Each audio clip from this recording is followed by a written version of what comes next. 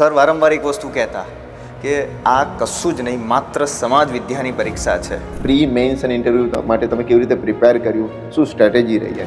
કે Chandni Chowk two China, એમાં બહુ એક સરસ डायलॉग હતો, मैं तुम्हारे वो 10,000 मूव से नहीं डरता जो तुमने एक बार प्रैक्टिस करी है, बट मैं तुम्हारे वो एक मूव से डरता हूँ जो तुमने 10,000 बार प्रैक्टिस करी है. લગભગ યુ વોન્ટ બિલીવ મેં 1500 પેજ જેટલી મેઇન્સ માટે નોટ્સ બનાવી, જે સર મેં 2 વારથી વધારે વાંચી નથી. એક ઇન્ટરવ્યૂની પણ એક પ્રોપર સ્ટ્રેટેજી હોય છે, એની તૈયારી કેવી રીતે કરવાની હોય છે? Either you have to experience or you have to borrow experience.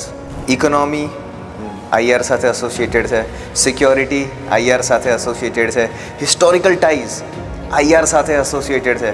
સો આઈઆરને અલગ સબ્જેક્ટ ટ્રીટ કરવો ઇટ વુડ બી અનફેર. બહુ વધારે પડતી ચવાઈ ગયેલી કહાવત છે, નિશાન ચૂક માફ પણ નહીં માફ, નીચું નિશાન. એટલે પછી છે ને યુપીએસસીના કોલરો ચડી જાય કે હવે બસ અમે યુપીએસસી જ કરશું, જીપીએસસી તો આ તો જ છે.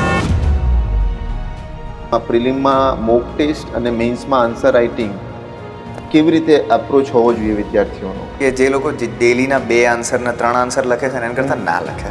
સો you are not running against the knowledge, you are not running against the competitor, you are just running against the clock. Find a good mentor. એક મેન્ટર એવો હોવો જોઈએ તમારી પાસે કે જે તમને કન્ટિન્યુઅસલી ગાઈડ કરે સેલ્ફલેસલી. અને જ્યારે ટ્રેનિંગ સ્ટાર્ટ થઈ ને ત્યારે જેટલા લોકો અમને મળ્યા ને એમણે એક વસ્તુ કીધી કે ટ્રેનિંગ તો તમારે એન્જોય જ કરવાની હોય, એન્જોય જ કરવાની હોય. પણ sir I stand to differ here કે ટ્રેનિંગમાં શીખવાનું હોય છે. There is only one absolute truth, that there is no absolute truth. Ultimately sir goal એવો હતો કે જ્યારે આપણે બેઠા હોઈએ ત્યારે આગળ નેમ પ્લેટમાં અત્યારે તો અભિનવ શાહ લખેલું આવે છે, પણ it should have been India. હા, તો ઇન્ડિયા